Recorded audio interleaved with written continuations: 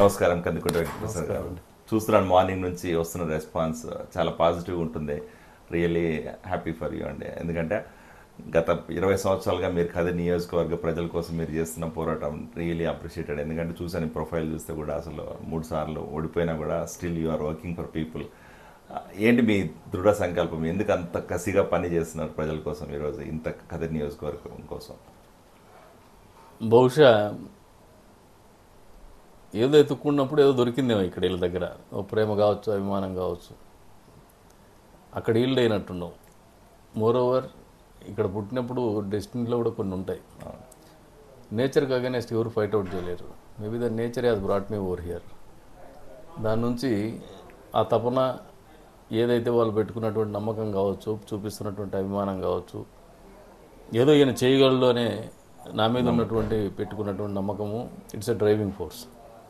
కంపల్సరీగా ఏదో ఒకటి చేసిపోవాలి. ఇంత దూరం వచ్చిన ఫస్ట్ జనరేషన్ పొలిటీషియన్స్, ఎక్కడ కూడా రాజకీయ నేపథ్యం లేనటువంటి కుటుంబం నుంచి వచ్చి ఏదో ఇంజనీర్గా ఎక్కడో ఉద్యోగం చేసుకోవాల్సిన వాళ్ళు దాని మంది దీంట్లోకి వచ్చేసి పబ్లిక్ లైఫ్లోకి వచ్చేసి ఒక హీరోయిక్ ఇమేజ్ వాళ్ళు ఇచ్చినప్పుడు, ఒక ట్రస్ట్ అనేది వాళ్ళు ఏర్పరచుకున్నప్పుడు, వెనక్కు పోలేమన్నప్పుడు దీంట్లో కూడా ఒక తృప్తి ఉంది.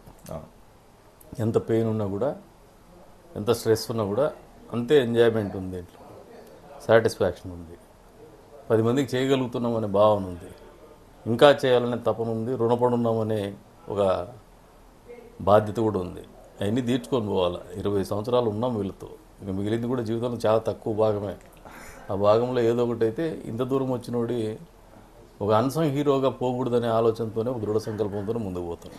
చాలా హ్యాపీ అండి. నిజంగా తక్కువ మంది పొలిటీషియన్స్ ఉంటారు, అంత ఫెయిల్యూర్స్ ఉన్నా కూడా స్టిల్ నిలబడి ఈరోజు ఈ వైఎస్ఆర్సీపీ చేస్తున్న అరాచకాలని తట్టుకొని మీ కాన్స్టిట్యున్సీలో ఎస్పెషల్లీ గత 3 ఎలక్షన్ చూస్తే కూడా లైక్ ఏమంటారు, రీజనల్ రిలీజియన్ లేకపోతే క్యాస్ట్ బేస్డ్ ఓటు బేస్ చేసుకుని వాళ్ళు గెలవాలన్న పట్టుదలతో వాళ్ళు ఉన్నారు. మీరేమో తెలుగుదేశం పార్టీ సిద్ధాంతాలని, తెలుగుదేశం పార్టీ నమ్మిన పార్టీ కోసం, నమ్మిన సిద్ధాంతాల కోసం పనిచేస్తున్నారు. సో ఈరోజు పార్టీ అధికారంలోకి వస్తారంటారా? ఖచ్చితంగా మా పార్టీ ఈరోజు 100% అధికారంలోకి వస్తుందని నమ్ముతున్నా. ప్రతిసారి నమ్ముతా నేను. Okay, first of all one should believe in themselves. వాళ్ళని వాళ్ళు నమ్మల్లా, వాళ్ళు చేసే పనిని వాళ్ళు నమ్మల్లా, వాళ్ళు నమ్మినటువంటి సిద్ధాంతాన్ని వాళ్ళు నమ్మాలా. నమ్మితేనే దాని మీద నిలకడగా ఉండగలం.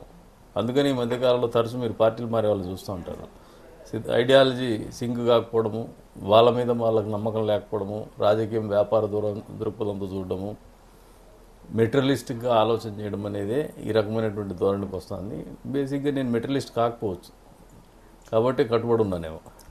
దట్స్ గుడ్ అన్న. ఒకటి ఇంకా మీరు లాస్ట్ 2 ఎలక్షన్స్లో కూడా చూస్తే ఫస్ట్ ఎలక్షన్ ఏమో చాలా లైట్ మార్జిన్, లైక్ 790-800 ఓట్లతో ఓడిపోయారు. రెండోసారి ఏమో జగన్ వేవ్లో కొంచెం ఎక్స్ట్రా ఓట్ పర్సెంటేజ్ వచ్చింది వాళ్ళకి. ఈ టర్మ్ ఎలా ఉంటుంది అనుకుంటున్నారు? నా ఎంత మెజారిటీ ఎక్స్పెక్ట్ చేస్తున్నాము? గెలుపు అనేది ఈజీ అని నాకు అర్థమైపోయింది. మేము పొద్దున్న చూస్తున్న రెస్పాన్స్. నేను 2 లాసెస్ సస్టైన్ చేస్తున్నాను. ఒక win, 2 losses. This is the track record. And 1 loss as an independent. That time ఆ రోజు నేను ఇండిపెండెంట్ ఓడిపోయినది 7,000 ఎంతో. వెరసి నేను ఒక 34,500 ప్లస్ ఒక 800, అంటే దాదాపు 35,300, 35,400 ఓట్లు వెనకబడి నేను రాజకీయం చేస్తున్నాను ఆలోచనతో ఉన్నా. ఈ ఫిగర్ని నేను క్రాస్ చేయాలనే ఆలోచనతోనే, పట్టుదలతోనే నేను పోతా ఉన్నా. I have to prove my self. అంటే ఖచ్చితంగా నేను చెప్పే సమాధానం ఇప్పుడు ఏది చెప్పినా కూడా ఎవరికి కన్విన్సింగ్ ఉండదు, since I have sustain 2 losses consecutive. కాబట్టి ఈ ఫలితాల్లో వచ్చేటువంటి మెజారిటీ ఏదైతే ఉందో, ప్రసాద్ని ఆల్ టుగెదర్ డిఫరెంట్ పర్సనాలిటీగా, డిఫరెంట్ లీడర్గా పోర్ట్రేట్ చేసేటువంటి అవకాశం ఉంటుంది. సోఫార్ నా ఆపోనెంట్స్ నన్ను డిఫరెంట్ పోర్ట్రేట్ చేస్తున్నారు, పొలిటికల్ రైవల్స్ డిఫరెంట్ పోర్ట్రేట్ చేస్తున్నారు, ఎవరైతే అనుకూల శత్రువులు ఉంటారో వాళ్ళు కూడా డిఫరెంట్గా పోర్ట్రేట్ చేయాల్సిన పరిస్థితులు నేపథ్యంలోనే పనిచేసినారు. చాలామందికి రాష్ట్రంలో గడిచిన 4 సంవత్సరాల 9 నెలల్లోనే కందికుంట ప్రసాద్ అనేవాడు బాగా ఫెమిలియర్ అయినాడు. అంతకుముందు అన్సంగ్ హీరోని. ఈ 4 సంవత్సరాల 9 నెలల కాలంలో నాకంటూ వ్యక్తిగతమైనటువంటి ఆసక్తి పెట్టుకుని రాజకీయాలు చేయాల్సినటువంటి పరిస్థితులు లేవు. ఓ పోరాటం, ఆ పోరాటం చేసే నేపథ్యంలో నమ్మిండే సిద్ధాంతము, నా వ్యక్తిత్వము, బేసిక్ నేచర్ ఏదైతే ఉంటుందో, బేసిక్ స్ట్రెంగ్త్ ఏదైతే ఉంటుందో, న్యాచురల్ కేపబిలిటీస్ ఏవైతే ఉంటాయో వాటన్నిటి మీద ఆధారపడి పనిచేస్తుంటాను నేను. అది all of a sudden Telugu Desam పార్టీకి వచ్చిన క్రైసిస్లో, మాకు వచ్చినటువంటి పొలిటికల్ క్రైసిస్లో కూడా నన్ను కొత్తగా చూపించేటువంటి ఒక పరిస్థితులు దారితీసింది. ఏదైతే నన్ను నెగిటివ్గా పోర్ట్రేట్ చేసినటువంటి పరిస్థితుల నుంచి స్లోగా I'm coming out of the shades, negative shades. ఇవన్నీ కూడా నాకు అర్థమవుతున్నాయి. వచ్చే రోజుల్లో ఖచ్చితంగా ప్రసాద్ అనేవాడు ఇది అన్ని ఈ రాష్ట్రంలో తెలుసుకోవాలా అనే తపన నాకు ఉంది. ఈ పాయింట్ ఒకటి అడగాలని ఇక్కడ, సారీ టు సే, చాలా మంది అంటారు వెంకట ప్రసాద్ గారు మనిషి చూడాలి సాఫ్ట్గా కనపడతారు, కాకపోతే చాలా రఫ్గా ఉంటాడని చెప్పి రూమర్ ఉంది బయట. ఆయన పర్సనల్గా మీరు నాకు తెలుసు, నేను నీ గురించి చాలాసార్లు చూశాను. మీరు చాలా మంది బీదాలకు ఇక్కడ హెల్ప్ చేశారని చెప్పి పొద్దు నుంచి చాలా మంది వింటున్నాను. బట్ ఆ రూమర్ ఎందుకు వచ్చిందన్న మన మీద? నా నెగిటివ్ ఇప్పుడు పొలిటికల్గా నన్ను ఎదుర్కోలేక చేసింది పోర్ట్రేట్ చేయటం. బేసిక్గా నేను ఇంత చదువుకున్నాను కూడా చాలా మంది తెలియదు.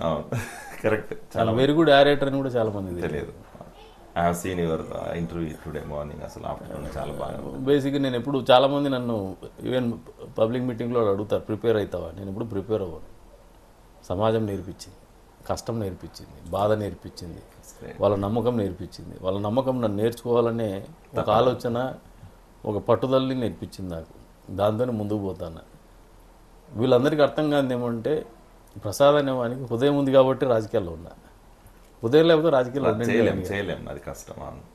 నాకు ఈ ప్రాంతం పట్ల ప్రేమ ఉంది, ప్రజల పట్ల ప్రేమ ఉంది, మా పార్టీ కార్యకర్తల పట్ల నిబద్ధత ఉంది, ఒక కమిట్మెంట్ కూడా ఉంది. వాళ్ళు బాగుండాలని కోరుకుంటే ఇప్పుడు నన్ను నిలబెట్టింది వాళ్ళే. ఒకవేళ నేను ఏదైనా పోగొట్టినప్పుడు కూడా వాళ్ళకి ఎమోషన్స్, వాళ్ళకి ఈ థాట్ ప్రాసెస్లో ఇంకా అప్డేట్ కానటువంటి పరిస్థితులు. ఇందాక నేను మీరు ఒక మీటింగ్లో చెప్పాను, నేను ఎప్పుడు 20 ఏళ్ళలో మిమ్మల్ని ఏం అడగలేదు, ఈసారి అడుగుతూ ఉన్నా, మీరు కందికుంట ప్రసాద్ అనుకుని ఎలక్షన్ చేయండి అంటున్నా.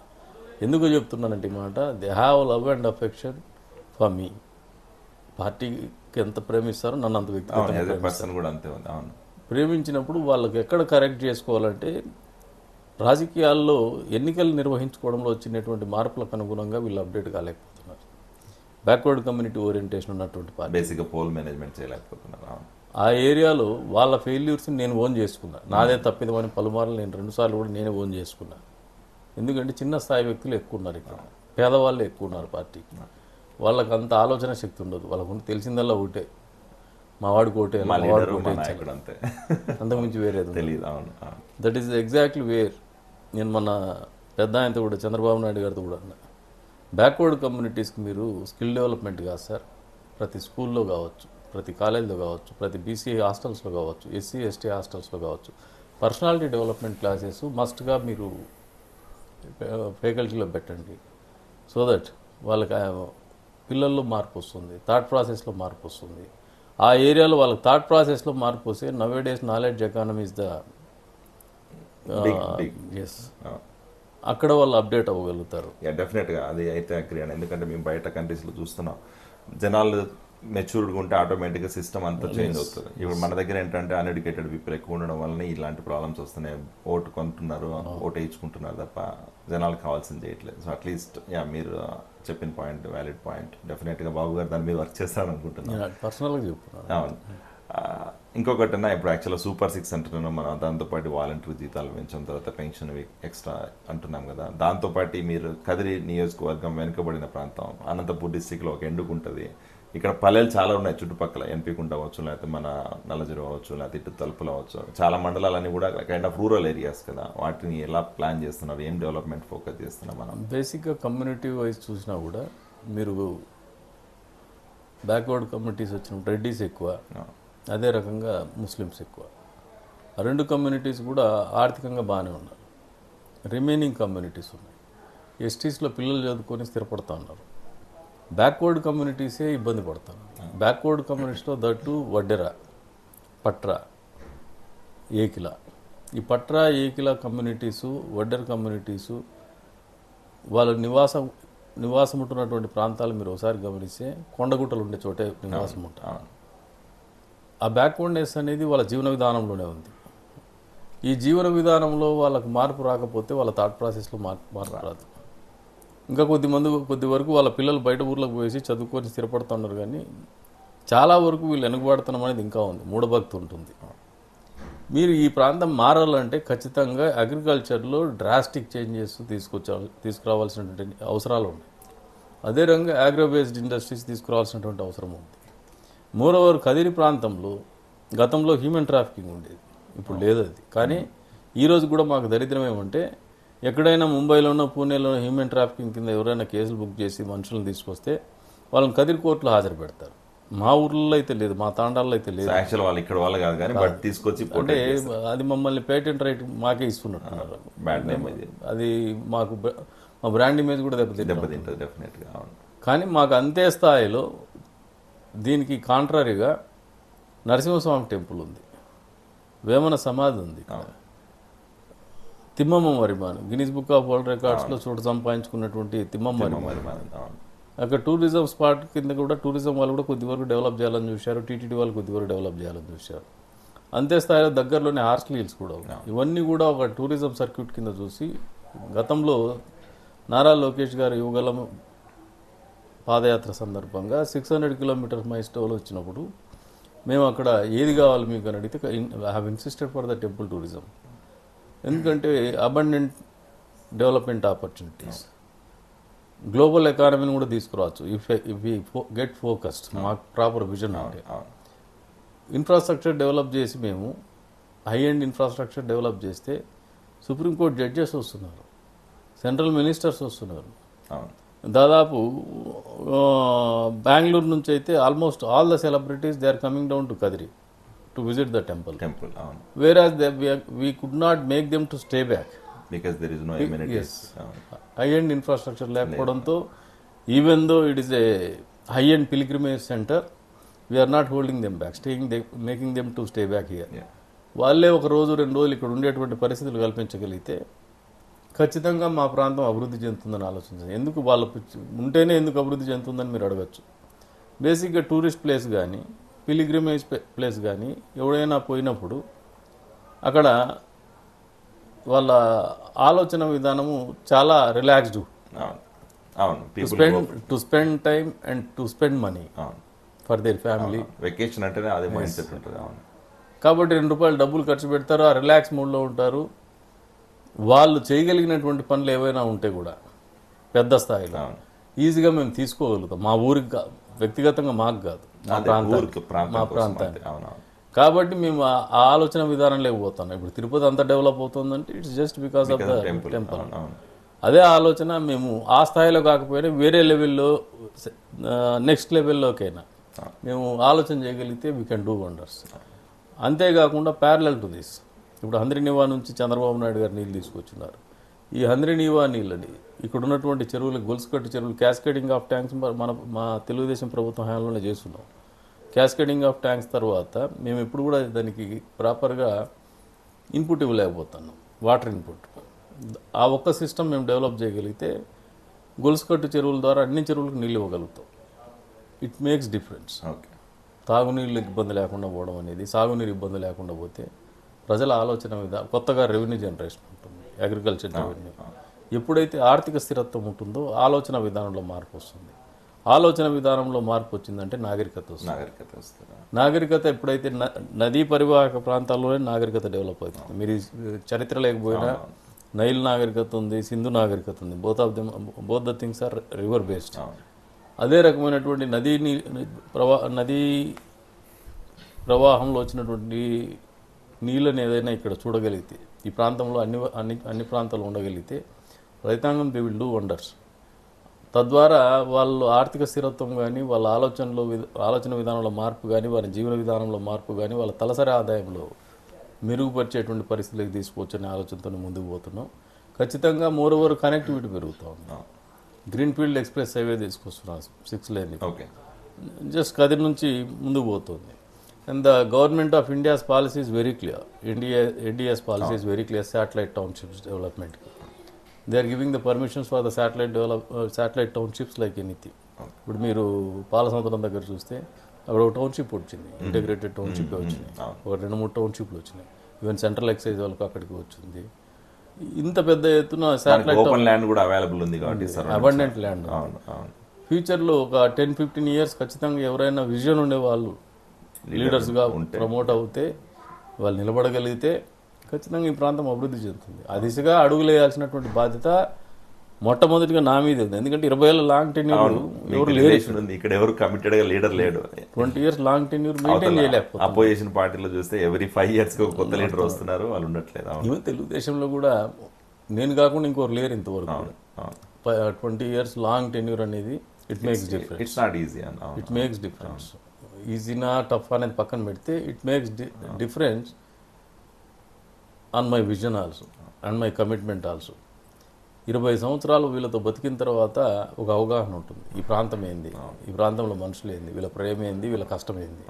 వీళ్ళ కష్టం నుంచి బయటికి తీసుకురావాలంటే ఏ రకమైనటువంటి పని చేయాలనే ఆలోచనతోనే ముందుకు పోగలుగుతాం. అవగాహన ఉంది కాబట్టి 20 సంవత్సరాలు వీళ్ళతో కలిసి పనిచేసిన తర్వాత పూర్తి స్థాయిలో అవగాహన ఉన్నటువంటి నాయకుడిగా నేను నిలబడగలిగితే ఖచ్చితంగా వాళ్ళకి మంచి జరుగుతుందని నేను నమ్ముతాను. వాళ్ళు కూడా నన్ను నమ్ముతున్నారని అనుకుంటాను. ఎందుకంటే బహుశా చాలామంది పొలిటీషియన్స్కి నేను ఒకవేళ రైవల్ కాకపోవచ్చు, లేకపోతే వాళ్ళు maybe I have not unveiled my self. నేను పూర్తిగా నన్ను నేను ఎక్స్ప్లోర్ చేసుకోలేకపోతే అన్వీల్ చేసుకోలేని పరిస్థితుల్లో తెలియ కొద్దిమందికి మిస్కాన్సెప్షన్ ఉండొచ్చు. కానీ ఈ ప్రాంతంలో మెజారిటీ ఆఫ్ ద పొలిటికల్ లీడర్స్కి, పొలిటికల్ పార్టీస్కి, మీడియా వాళ్ళకి, ఇంటెలెక్చువల్స్కి ప్రసాద్ నాలెడ్జ్ ఎంత అనేది ఒక లెక్క ఉంది. బయటికి చెప్పకపోవచ్చు, శత్రువులు పొలిటికల్గా రైవల్రీ ఉన్నప్పుడు బయటికి చెప్పలేకపోవచ్చు, కానీ ఆఫ్లైన్లో మాట్లాడుతుంటారు. కాబట్టి ఖచ్చితంగా నేను మంచి చేయగలననే ఆలోచనతోనే ఉన్నాను, మంచి చేయాలనే తపంతో కూడా ఉన్నాను. ఇంకొకటి ఇప్పుడు మీరు అన్నారు 20 years నుంచి పార్టీ కోసం పనిచేస్తున్నాను. What makes you to like committed for the same party? ఎందుకంటే చాలా మంది లీడర్స్ అటు ఇటు మూవ్ అయిపోతుంటారు, అప్ అండ్ డౌన్స్ వస్తుంటాయండి. బేసిక్ నా ఫిలాసఫీ ఒకటి. టీడీపీలో ఇప్పుడు చాలా లైక్ మనకి టీడీపీనా ఇంకో పార్టీనే కాదు, నేను ఇంకో పార్టీలో ఉన్నా కూడా ఇట్లా ఉండేవాడిని. Okay, not only with TDP. బేసిక్గా నేను నమ్మిండే సిద్ధాంతం ఏమంటే, ఒక కుటుంబంలో మన తండ్రి తల్లి కూడా మనం చిన్నపిల్లలప్పుడు మనం అడిగినటువంటి ఇవ్వకపోవచ్చు. అంత మాత్రం నాకు వాళ్ళ మీద ప్రేమ లేకుండా పోతుంది, వాళ్ళకి నా మీద ప్రేమ లేకుండా పోతుంది. అట్లని వాళ్ళు విలన్ కాలేదు, అన్ని సమయాలు అన్నీ చేయలేకపోవచ్చు. ఎందుకంటే వాళ్ళు అదే రకంగా మనం ప్రతి మంది ఎవరితో అయినా కొత్తగా స్నేహం మొదలు పెట్టినామో, ఒక రిలేషన్ ఎస్టాబ్లిష్ అయిన తర్వాత హనీమూన్ పీరియడ్ ఉంటుంది.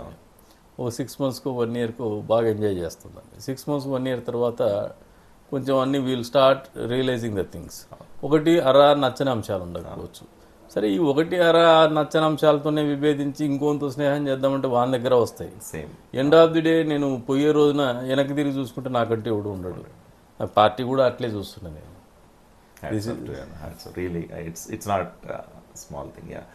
అండ్ వన్ థింగ్ ఇంకోటి, చాలా మంది ఇప్పుడు అపోజిషన్ పార్టీ వాళ్ళు మన మీద బురద జల్లే ప్రయత్నం చేస్తున్నారు. ఏంటంటే, మేము ఇచ్చే స్కీమ్స్నే మీరు కాపీ కొట్టరు, మా దగ్గర ఫండ్స్ లేవు, స్టేట్ గవర్నమెంట్ ఫండ్స్ అంతా కూడా డెఫిసిట్లోకి వెళ్ళిపోయింది, స్టేట్ గవర్నమెంట్ బడ్జెట్ లేదని చెప్పి మీరు చెప్తున్నారు. ఈరోజు మళ్ళీ బాబు గారు వచ్చి అదే ప్రామిస్ చేస్తున్నాడు, ఇంకా ప్లస్ యాడ్ చేసేటువంటి మీరు ఎలా సస్టైన్ అవుతారని అడుగుతున్నారు. ఈవెన్ జగన్మోహన్ రెడ్డి గారు అవ్వచ్చు, లేకపోతే వాళ్ళ పార్టీ లీడర్లు అందరూ కూడా. దాన్ని ఎలా మనం చేయబోతున్నామన్న, మీరు సీనియర్ లీడర్ కాబట్టి మిమ్మల్ని అడుగుతున్నారు. బేసిక్గా జగన్మోహన్ రెడ్డిని చాలా దగ్గరగా కీన్గా అబ్జర్వ్ చేస్తుంటాను. అదే రకంగా చంద్రబాబు నాయుడు గారిని చాలా కీన్గా అబ్జర్వ్ చేసిన is an inspiration to me. Definitely is an inspiration. Jaganmohan రెడ్డిని మీరు గమనిస్తే, నేను ఇండిపెండెంట్ కంటెస్ట్ చేసినప్పుడు వాళ్ళ ఫాదర్ డోల్డ్రమ్స్లో ఉన్నాడు ఫినాన్షియల్గా.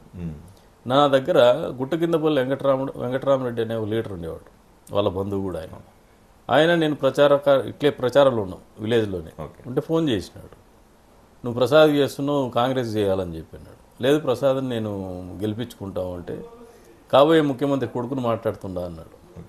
తర్వాత ఆ వెంకటరామరెడ్డి కొడుకుని రమ్మని చెప్పాడు. వెళ్తే ఫస్ట్ నేను ఇంత డబ్బు సంపాదించాలా చలమారెడ్డి అన్నాడు.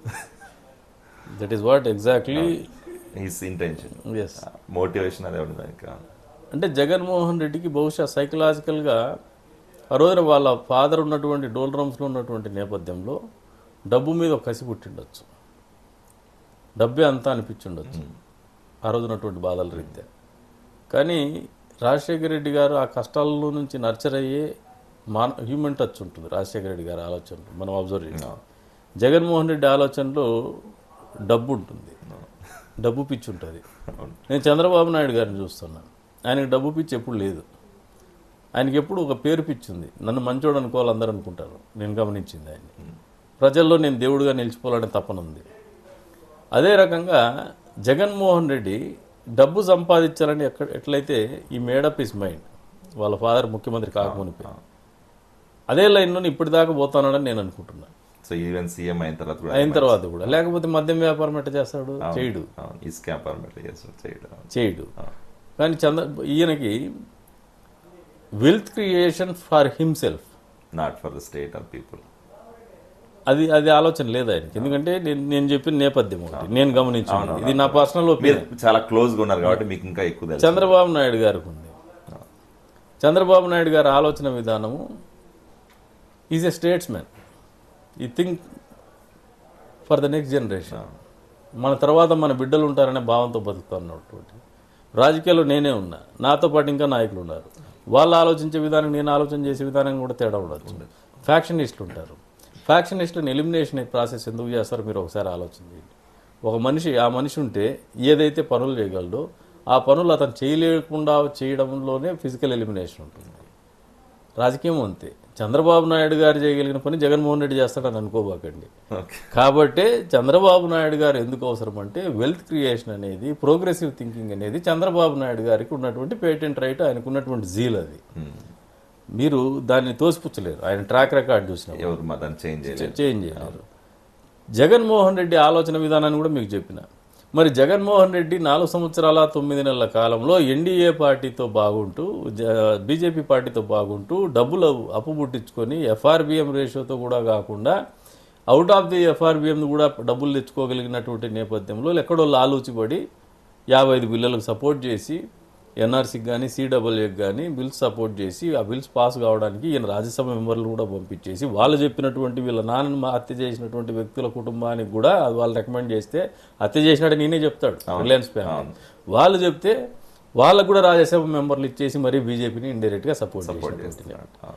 అంటే అతను ఆయన కోసం ఆలోచన చేస్తాడు, రాష్ట్రం కోసం ఆలోచన చేయడం, రాష్ట్ర ప్రజల కోసం ఆలోచన చేయడంలా, రాష్ట్ర ప్రజలకు ఇచ్చినటువంటి మాట ఏదైతే ఉందో బటన్ నొక్కుడు కార్యక్రమానికి కావాల్సినటువంటి నిధుల్ని సమకూర్చుకోవడంలో ప్రొడక్టివిటీ కావాలా, రెవెన్యూ జనరేషన్ కావాలా, ఎంప్లాయ్మెంట్ కావాలా, ఇవన్నీ కూడా మనకు అవసరం అంటే ఏ రకంగా ఏర్పరచుకోవాలనే ఆలోచన లేకపోలే ఆయన.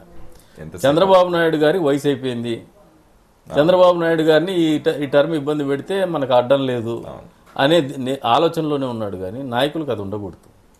సిస్టమ్ ఈజ్ పెరినియల్, ఇది శాశ్వతంగా ఉంటుంది, నిరంతరం ఉంటుంది. ఎవరో ఒకరు వస్తుంటాం పోతుంటాం. సిస్టంలో మెకానిజం, వీఆర్ ఆల్ ఇన్స్ట్రుమెంట్, వస్తుంటాం పోతుంటాం. హౌ వి పర్ఫార్మ్ అనేది ఒక ట్రాక్ రికార్డ్ ఎస్టాబ్లిష్ చేసిపోతాం. అదర్వైజ్ ఒక ప్రెసిడెన్సీ సెట్ చేసిపోతాం. మనం మంచి చేస్తే వాళ్ళు ఫాలో అవుతారు, మనం చెడ్డ చేస్తే అసహించుకుంటారు. లేదంటే కొద్దిమంది ఫాలో అయిన వాళ్ళు పతనమైపోతారు.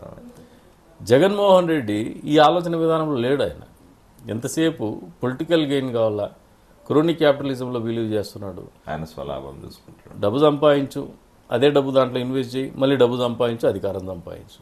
ఈ రకమైనటువంటి ఆలోచన విధానం వల్లనే జగన్మోహన్ రెడ్డి పర్ఫామ్ చేయలేడు. రేపు పొద్దున వచ్చినటువంటి స్కీములు కూడా నేను దాంట్లో ప్రజల ఆలోచన ఇవంతా అనలైజ్ చేసుకోలేకపోవచ్చు. బట్ దే కెన్ మేక్అవుట్, గ్రామీణ ప్రాంతంలో చెప్పలేకపోవచ్చు, కానీ వాళ్ళకి అర్థమవుతుంది. అదే రకంగా చంద్రబాబు నాయుడు గారి ట్రాక్ రికార్డ్ చూస్తే 16,000 కోట్ల లోటు బడ్జెట్తో మొదలైనటువంటి రాష్ట్ర ప్రస్థానం అద్భుతంగా. మా అనంతపురం జిల్లాని ఒక కేస్ స్టడీ తీసుకోండి. అగ్రికల్చర్ జీడిపిలో we were the state toppers. First ప్లేస్లో 13 పాయింట్ చేంజ్లో ఉండేవాళ్ళం. ఎందుకు ఉండేవాళ్ళం అంటే బికాస్ ఆఫ్ ద హార్టికల్చర్. అది చంద్రబాబు నాయుడు గారి ఆలోచన విధానం.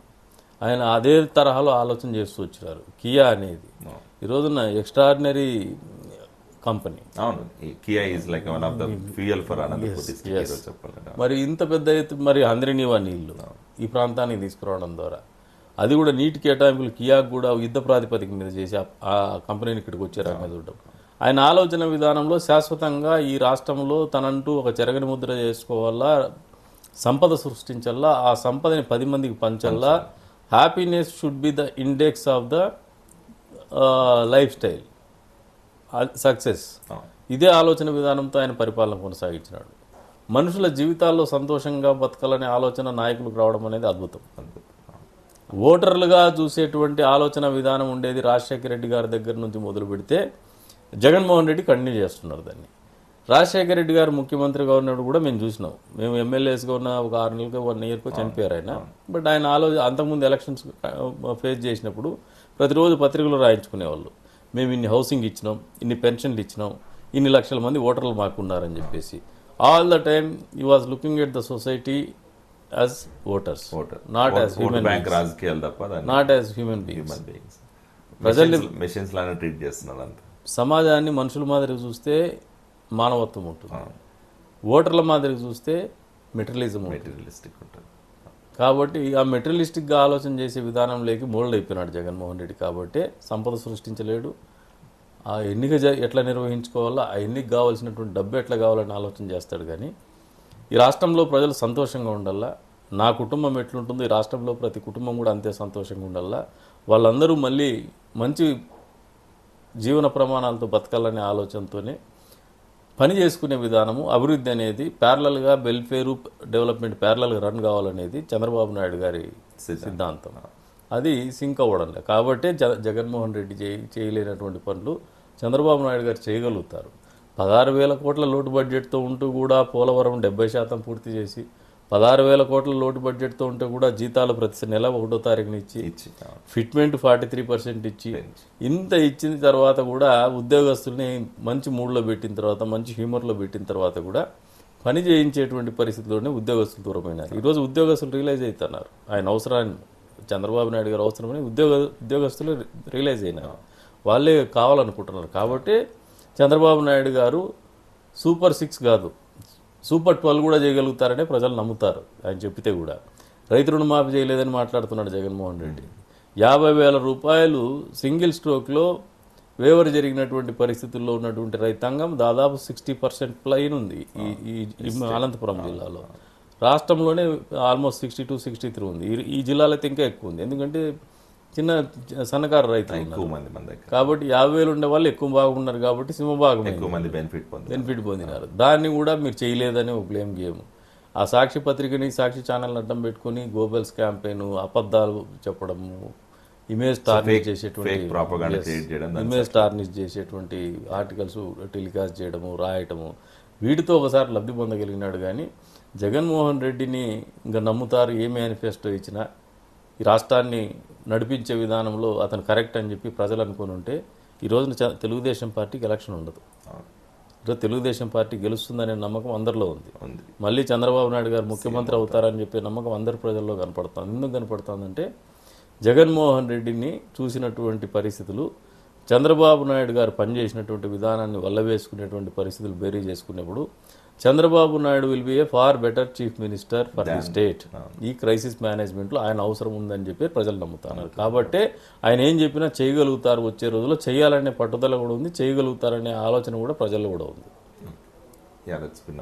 అండ్ మేబీ సిల్లీ క్వశ్చన్ అవ్వచ్చు, బట్ ఈ బాబాయ్ మర్డర్ కేసు వచ్చినప్పుడు గొడ్డలు కథలు రెడీ చేశారని చెప్పి ఈ మధ్య న్యూస్ వస్తుంది, అదే నిజమానా? నిజమే, ఇక్కడే చేశారా? ఇక్కడే తీసుకున్నారు. అంటే మామూలుగా కొత్త బ్రాండ్ క్రియేట్ చేసి పెడైతే అంటే బేసిక్గా మా ఆపోనెంట్, పొలిటికల్ ఆపోనెంట్ లాస్ట్ ఎలక్షన్స్లో మనం, మీరు ఒకసారి ఆలోచన చేసుకుని, మన కూతవేటు దూరంలో మనం ముఖ్యమంత్రి క్యాండిడేట్ ఉంటే మనకి ఎన్ని మంచి పనులు జరుగుతాయని చెప్పేసి ఆలోచన చేయండి, ఎంత అభివృద్ధి జరుగుతుందని ఆలోచన చేయండి, మన కస్టమర్స్ కూతేస్తే పలుకుతాడంటే ఆలోచన చేయండి అంటే వాళ్ళ చిన్నాన్న కూతాపడానికి గొడ్డలు కొన్నాడు. ఇక్కడ మాకు తెచ్చినటువంటి ఏకైక పరిశ్రమ, ఏకైక అభివృద్ధి ఏంటంటే గొడ్డలు కొన్నాడు. అదొకటి పర్చేజ్ చేసినాడు. ఇక్కడ ఆ ప్రాఫిట్ ఎంత ఉందో, లాస్ ఎంత ఉందో మాకైతే తెలియట్లా దాంట్లో. కాకపోతే తమాషైన వ్యవహారం ఏమంటే, మీరు పులివెందుల నుంచి మాకు పక్కన కాన్స్టిట్యూన్సీ 28 కిలోమీటర్లకి వెళ్ళిపోతాం. అక్కడ రోడ్లు లేకపోయినప్పుడు ఇక్కడ రోడ్లు లేకపోతే కంపారిజన్ అసలు ఆ డెవలప్మెంట్కి దీనికి కంపారిజన్ ఉండదు. మరి ఎందుకు ఈ సవతి తల్లి ప్రేమ చూపిస్తున్నారో జగన్మోహన్ రెడ్డి గారు, జగన్మోహన్ రెడ్డి గారి కదిరి ప్రజలు ఎందుకు ఓటేయాలో ఆలోచన చేసుకోవాల్సిన పరిస్థితి జగన్మోహన్ రెడ్డి కల్పించినాడు. ఖచ్చితంగా this will be election agenda for us. ఇది కూడా కంపారిజన్ తీసుకుపోతాం. గుడ్.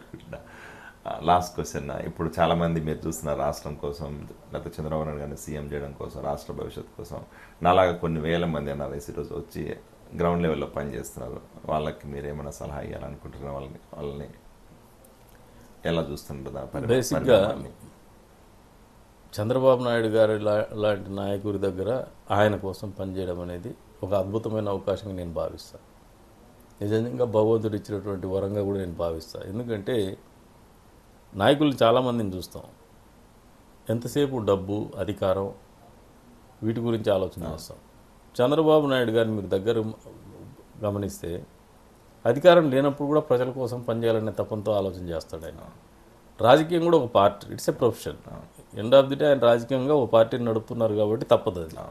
కానీ బాటమ్ లైన్ కూడా ఆలోచన చేసినప్పుడు ఆయన పనిచేసే విధానంలో నిరంతరము సమాజం గురించి, ప్రజల గురించి, సమాజంలో మంచి జరగలేని ఆలోచన గురించే పోతూ ఉంటాడు. అటువంటి పార్టీకి కానీ, అటువంటి నాయకుడి కోసం కానీ మనమందరూ పనిచేయడం అనేది ఒక అద్భుతమైన అవకాశంగానే మనం అందరూ చూడాలి.